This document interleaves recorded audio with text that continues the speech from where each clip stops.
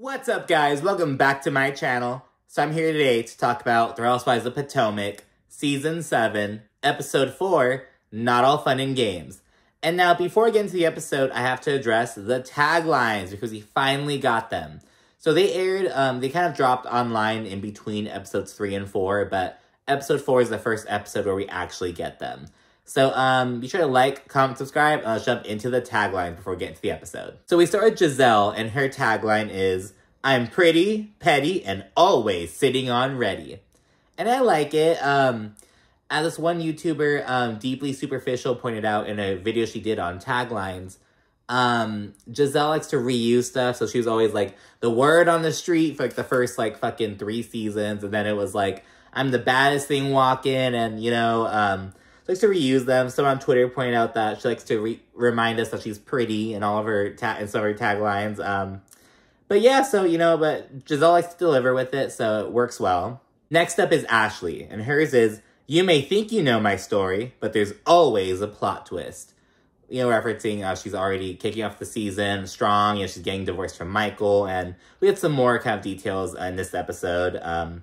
But yeah, it's Ashley's. And next is Robyn, and hers is, "When it comes to the truth, I always arrive on time."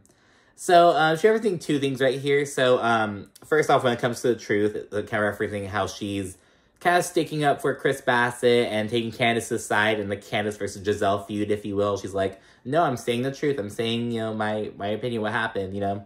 And with it always arrive on time, because, you know, she's chronically late in the past. She's always late to all the fucking events. She, like, missed a flight to this one group trip, and, you know, she recently started to kind of change it. She's, people speculate that production told her something like, girl, like, if you're fucking late, you're gonna start being charged for your time. Like, you know what I mean? Like, so she's trying to get better with her lateness, but... So yeah, that's Robyn's, and, you know, shout out to Robyn, as I said in the last video, she's starting to kind of do more shit, you know, in the season, although her fucking family fun day kind of fell flat, as we'll talk about later on. Next up is Candiace's, and her tagline is my favorite from this season. So hers is, "My vocals are clean, but my reads are for filth." And she delivers it with, like, this cadence. It's like, it's literally like as though, like, if, like, how you'd expect, like, a pastor to say it. You know what I mean? It's like that same kind of power and, like, the pauses and stuff. So yeah, that's Candiace's. And it was like, power. I don't know, it hit me. I was like, ooh! I like Candiace's. She wins for me. Next is Mia. Hers is, "I may not remember everything, but you'll never forget me." So kind of lightly referencing how she's a fucking lion-ass bitch. But she's like, oh, I forgot, just ditzy. But she is memorable, I guess. I expect Mia to have, you know, a good tenure on the show. She's, I don't know, it's only her 2nd season, but it's like she's an intriguing person, I guess I'll say. Like, I'm not a fan of Mia's by any means. Like, I don't really care if she stays or goes. I'm just saying I think she will stay. You know what I mean? Like, just for the sake of, like, good TV and just having someone, you know what I mean? Anyways, that's Mia's. Next is Dr. Wendy Osefo, and hers is straight up, "I'm a Nigerian queen with no time for mean." So that's Wendy's. That was kind of like, I don't know, almost like, I won't say basic, but it was just like, it didn't give me like a pizzazz, you know what I mean? It was like, ooh, it was just like, oh, okay, you know what I mean? But yeah, that's Wendy's. Good, you know, it's a good tagline. And finally, we have Karen, who, I think had the worst from this, to be honest. "Just like a 3-wick, I burn slow and never waver." And it's like, girl, no one's talking about the fucking candles anymore. That's the last season's shit. It's like, I don't know, it's not even like, because Robyn referenced, you know, she's on time now, and kind of how she was always late. But that was like a chronic, ongoing, season-to-season thing. You know what I mean? Karen's 3-wick bullshit. It was like a fucking B-plot of last season. You know what I mean? It was just like, okay, like... So yeah, I don't know why. I think it would make more sense if this was her tagline for last season. I don't remember what her tagline last year was, but... I don't know. I think she could have done better. But yeah, it's Karen's. Like I said, Candiace is the winner in my book, and Karen's was the worst. But yeah, so their taglines, we finally got them. Let me know what you think in the comments. And now let's jump into the actual episode. So we start with Wendy. She's at the park with Eddie and the kids. And, you know, her sons, they're doing, like, this football exercises with, like, a trainer of some sort. And she fills Eddie in on the Nigerian lounge situation with Peter Thomas. She says that the whole project is estimated to be about $1.6 million, but in total. But Wendy's contribution will only be about $300,000. So she's like, okay, like, it's not like a 50-50 kind of deal. I'm not going to be equal partners with Peter. It's going to be mainly his thing. But I will have, like, you know what I mean? So it's like, still something she's taking on. Eddie, he's really perplexed by Wendy jumping onto this whole venture, jumping into the restaurant business as a part owner, you know, which is obviously safer than her being like a full or like a half, but you know what I mean? It's still like $300,000, you know? And Eddie points out that's like, girl, you just launched Auntea Home Essentials last year. Last year was all about her doing this, entering the candle business and kind of doing that. And she hasn't really talked much about it. And I say this not only about it, but Wendy's like a really proud person. So I know that like, I'm kind of wondering if because she's not talking about Auntea, is that like, is it not doing as well as she may have projected? You know what I mean? Like, I get that in my mind just because, and it's not, you know what I mean? It's like, that's the vibe I'm getting. But yeah, so he just did that. We haven't really gotten an update on how it's going, which leads me to believe that it may not be going well, because I'm sure that if it were going well, we'd be hearing of it from Wendy. I'm just being real. But yeah, so I don't know. So Eddie's kind of, giving kind of the viewer perspective, at least in my opinion. He's giving my opinion, at least. And yeah, but Eddie goes on to kind of say that he just thinks Wendy's doing too much, and, that's what he says, and Wendy says she's just looking into the opportunity. She's like, look, an opportunity presented itself to me, and I'm taking it, so I'm looking into it. So, no shame in that, but, you know, as we see later on, well, in the last episode, you know, there was, just that she has a lot on her plate, and it could be causing some stress, you know, losing her some hair loss. We see later on that she winds up, like, in a hospital bed. I don't know what, like, if she's going to surgery or something, getting checked in the hospital, but, so yeah, it seems that, you know, Wendy's thing is she's doing a lot. But yeah, I don't know. We know later on, I was just thinking in my head, I was like, I hope we get more from Wendy. But later on we see her getting into it with Mia. She calls her a crater-faced bitch, as we saw in the trailer. But yeah, so it's mainly what Wendy's storyline right now is just her being busy. But then she segues over to talking about how she and Robyn got into it at Ashley's little, like, dance class kind of thing. And she said, you know, it happened out of nowhere. She was talking to Ashley, like, in a regular conversation, and Robyn jumped in. She's like, oh, well, if you feel that way, why don't you say it? You know what I mean? Like, it was out of nowhere. And she used to mention that she was excluded from Family Fun Day. And Eddie's like, so basically, like, fuck them kids. Like, you know what I mean? And she's like, yeah, basically.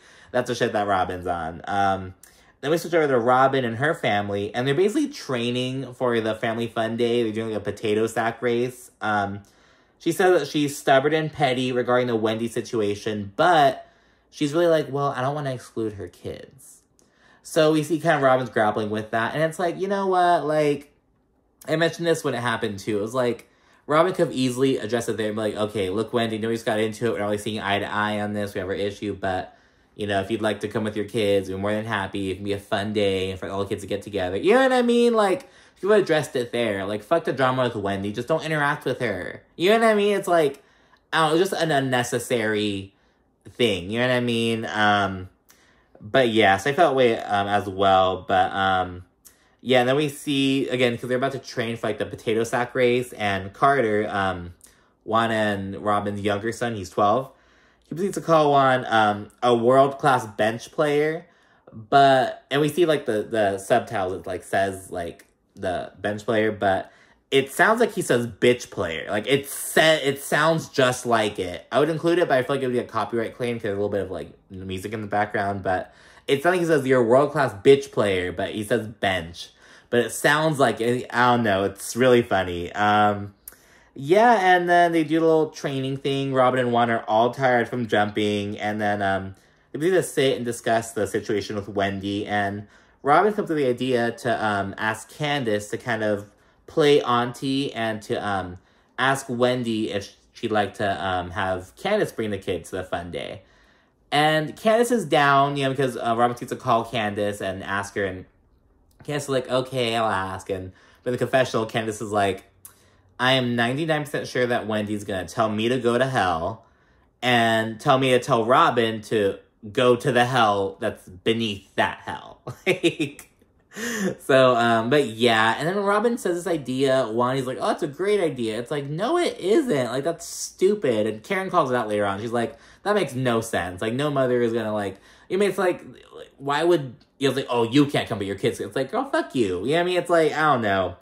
But yeah, it was just kind of weird. I don't know. I'm not with Robyn on this one. It's like, she could have included Wendy and just, you know, just don't talk to her. You know, like, I don't know. Now we check in with Karen, and she's at home cleaning out her fridge, and she's throwing out a lot of chicken, and she says it's because she's developed an allergy to it as she's gotten older.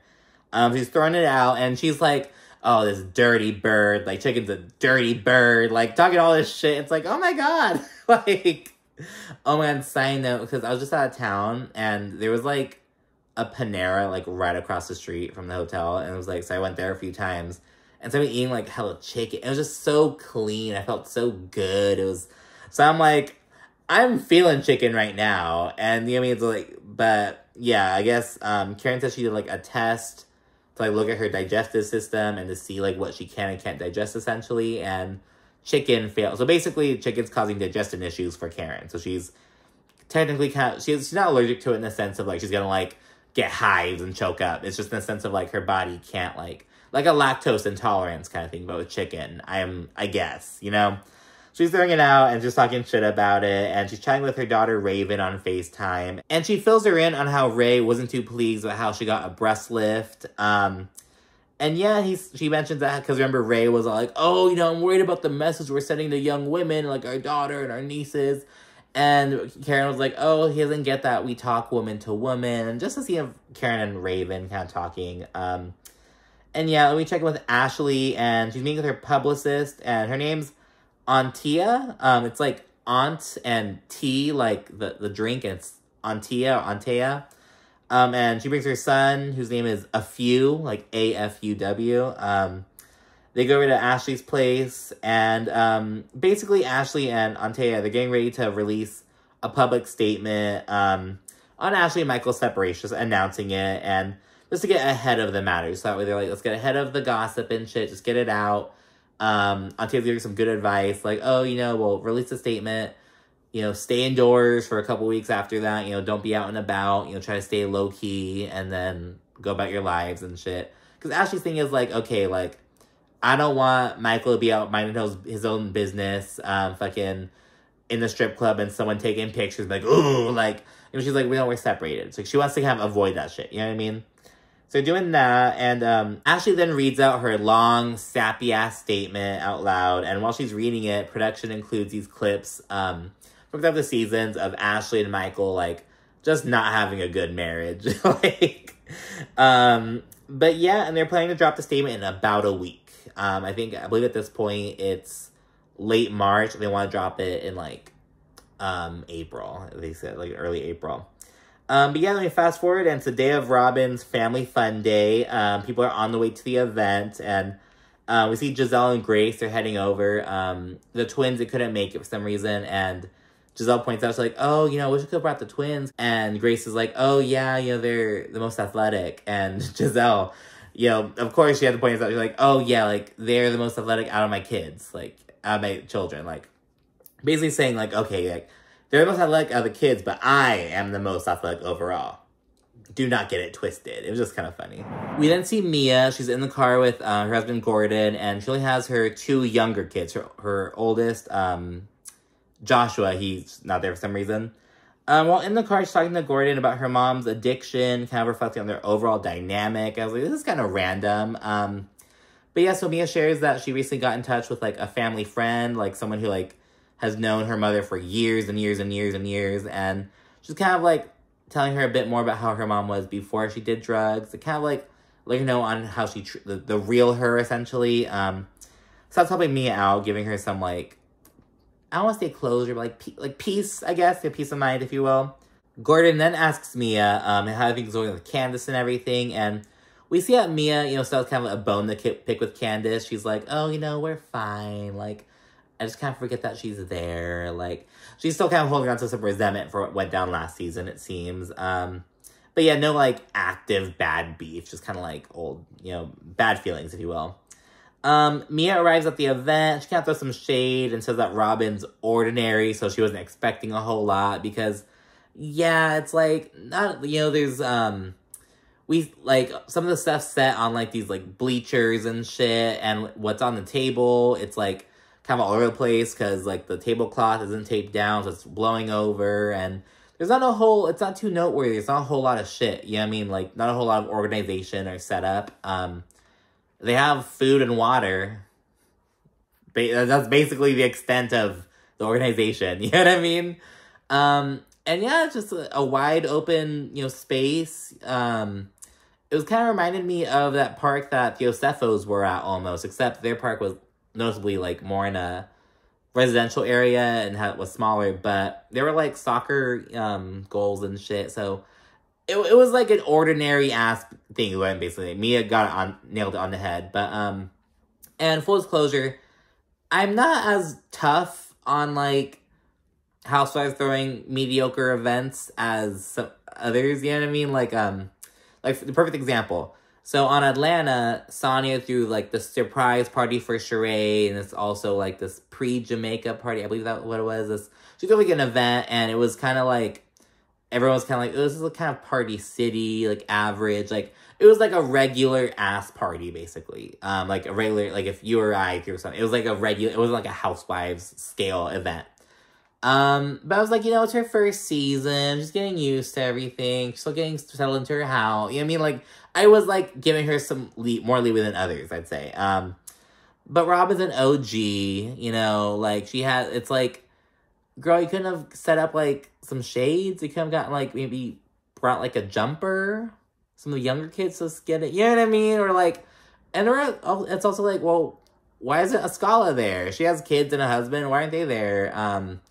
I feel like there could have been more pop. There could have been more stuff going on. It could have been fucking, like, Snow Cone Man or something. You know what I mean? Like that would have been cool. Like, okay, like, there's a little bob hit for some little kids. A jumper. Like, you know, it's standard shit. Like, I just went to fucking, a Down syndrome walk, and they had all kinds of stuff like that. You know, like, jumpers, you know, kinetic sand, these little, like, goodies and stuff. Like, it's, you know what I mean? Just stuff to keep people, I don't know. It was very much, like, an average ass, like, let's go to the field and, you know, do some activities. Like, it was like, they didn't even have stuff. I don't know. So yeah, it wasn't too noteworthy, is what I'm trying to get at. Other ladies need to roll in. Karen arrives, and right off the bat, we see her, she has some allergies, she's blowing her nose and stuff. Mia's best friend, Jacqueline, who she's currently falling out with, she arrives with her kids and her ex, but she refers to him as her PP, as her parenting partner.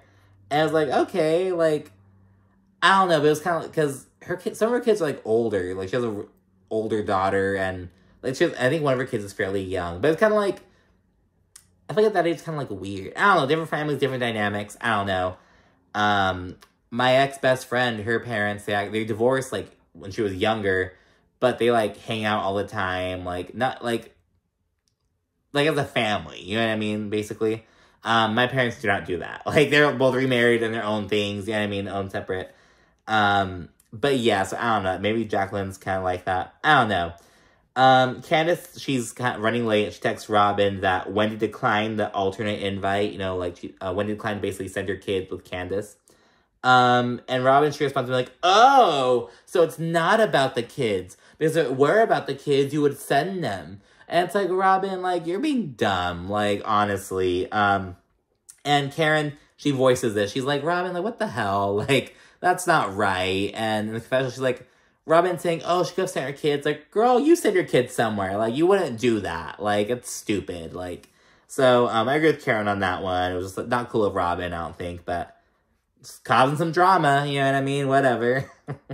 Charisse then arrives, and it looks like Karen's being kind of weird with her. She's kind of like, I don't know, I want to say skittish, but kind of like, it's kind of just like being weird, like not being natural is basically the only way I can put it. Then we see the potato sack race. Everyone does it. Gizelle says that Mia's new booty doesn't fit in the sack. After the race, Karen is fucking huffing and puffing, and She says she has a respiratory infection and needs to go to CVS and get, I think it's a zinc pack. She has to get something from CVS, basically. And Gordon, who's like, the only husbands who are there are Gordon and Jacqueline's, well, he's not husband, her parenting partner, her ex. But yeah, so Gordon's like the only husband there. And he walks Karen to her car. And Charisse and Robyn, they're all like, oh, I think it was an excuse to get away from Charisse. And Charisse is like, I have that effect on people lately. And Gizelle confirmed, she's like, oh yeah, I was talking to Karen and asked, oh, like, what's going on with Charisse? And Karen was like, Charisse who? Or like, who? And she immediately like, switched the subject. And so, yeah, Karen's being weird with Charisse, basically. And ladies are like, what's going on? And they're saying that Karen, like, is afraid of Charisse, but I don't know. It gets weird. Karen, I don't know. We'll see more about this conflict later on in the season, obviously, though. We switch to the three-legged race. Gizelle feels like Robyn put no effort into planning. It's all disorganized. Like, there's no... And I agree. It's like, Robyn just got some food and drinks. And was like, meet me at the field. Like, you know what I mean? Like, it was very, like, makeshift. Candiace then arrives, finally, and she's ignoring Gizelle. She says hi to everyone except Gizelle. And, but Candiace was really warm to Grace. She's like, hi, Grace! Like, being all nice while paying her mom dust. And Candiace tells Charisse that Giselle's lying for attention. And, Gizelle in the confessional, she thinks that Candiace is overreacting. She's like, girl, I guess they had to everyone except me. Like, girl, you're overreacting. Just apologize and keep your husband on check. That's what Gizelle says. It's like, oh my god. Like, Candiace is gonna eat Gizelle alive on this season and on Ultimate Girls Ship 3. I'm so fucking ready. Like, we're gonna get... So it's Marisol and Alexia from Miami. I think they're still on good terms. We'll see. We'll find out later. Then we have Whitney and Heather, who are just falling out on Salt Lake City. Candiace and Gizelle, who are actively going at it still. And, Leah McSweeney and Portia Williams. So, it'll be interesting. I'm fucking ready. That's a little side note. But, anyways. Ashley arrives with both of her sons. And, Dean has a funny-ass reaction to seeing Gizelle going up and greeting him. Hi, Dean! While chatting with Charisse and Mia, Ashley reveals that Michael had a vasectomy earlier that day.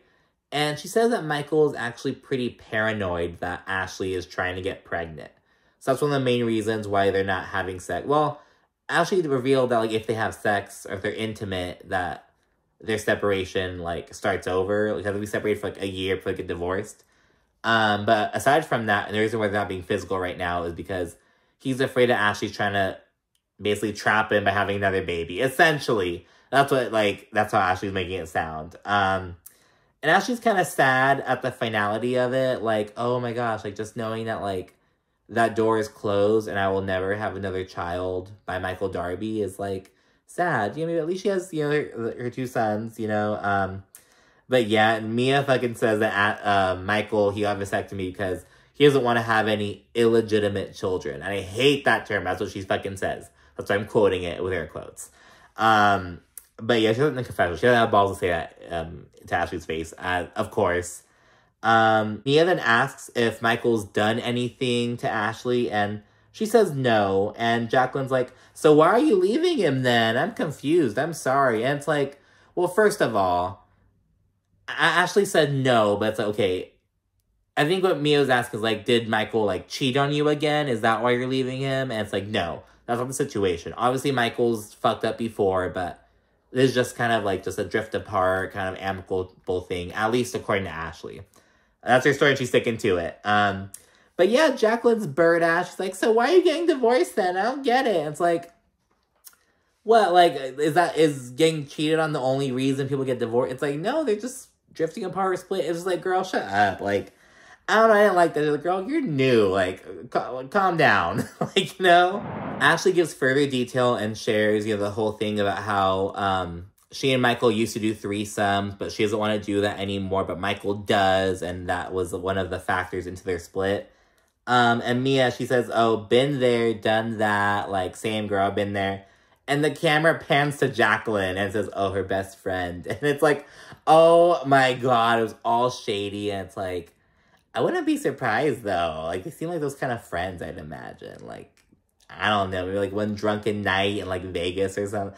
I don't fucking know. But, I don't know, it was just a funny little fucking thing. Oh, and then Jacqueline reveals that she's, so Ashley asks if Jacqueline's like bisexual, and she's like, oh no, I'm open. And Ashley's like, oh, so you're like pansexual? And she's like, oh, like, I don't know what I am yet. I'm open. I'm seeing what's up. So, yeah, we know about Jacqueline now. And then, Family Fun Day wraps, and, in the confessional, production asks, like, oh, who won Family Fun Day? And Robyn's like, I have no clue. Like, it was this unorganized ass fucking, and I think it was Mia. She was like, oh, what do you get if you win? And Robyn's like, oh, bragging rights. Like, I don't know, like, it was just, could have been so much better, Robyn. Like, I expect better from a 7th season OG. Like, come on. Notably, before leaving, Ashley, she asked Candiace about her IVF journey, and Candiace, she said that she had to cancel the process because, her body basically wasn't responding the way that they anticipated and expected. And Candiace is really upset. She says she feels like she failed. This was her first kind of leap into the motherhood kind of realm, and she feels like she failed. And so she's kind of being hard on herself. But Ashley, she finds some support, and she's like, no, you're doing your thing. Like, she's like, help, being there for her, essentially. And yeah, then the very next day, in fact, it's like 14 hours later, we see Ashley, she's driving, and she discovers that someone leaked the news about her and Michael's separation. So all these different blogs are reporting on it, and Ashley's upset and totally baffled, and she thinks that it being a leak makes it look worse, it makes it look more salacious. It's like, why, like, because, if she releases a statement, it's like, oh yeah, they announced the split, but if it's the blogs will do it first, it's like, ooh, it's salacious. It's, neither Ashley nor her publicist can get a hold of Michael, and they think that he's upset because he's being demonized, and all the headlines are like, oh, Ashley's getting separated from her cheating husband, Michael Darby, or Michael Darby, who XYZ. And then, full disclosure, so I'm a writer. I work for the Jasmine brand, and I would work for Blavity now, so I write news articles, and it's like, with shit like this and news like this, there's always background given. So it's like, oh, they're announcing their split. And then after that, they're going to go into, oh, yeah, so they've been married for X amount of years. Throughout their time on the show, Michael's gotten, these scandals came up of Michael doing this and that. Like, they're going to go into the detail in every article just for filler space. Just to reach the 300 words, But, like, they're going to do that in all the articles. So it's not just, oh, Ashley and Michael are splitting up. It's Ashley and Michael are splitting up, and here's all the bad shit that he's done over the years. You know what I mean? It's more than that. So, yeah, and Ashley says, she just has to fucking release the statement. Now this is out. She's like, I just gotta do this shit now. What's the point of fucking waiting another week now? So, yeah, she's doing that, and that's where the episode ends. So, yeah, it was a pretty okay episode. Not too crazy. It was kind of like a little chiller kind of thing. But, yeah, I'm deeply disappointed in Robyn's party. And, again, I give leeway to, like, first season housewives and stuff. You know what I mean? It's like, okay, I get it. But it's like, Robyn, really?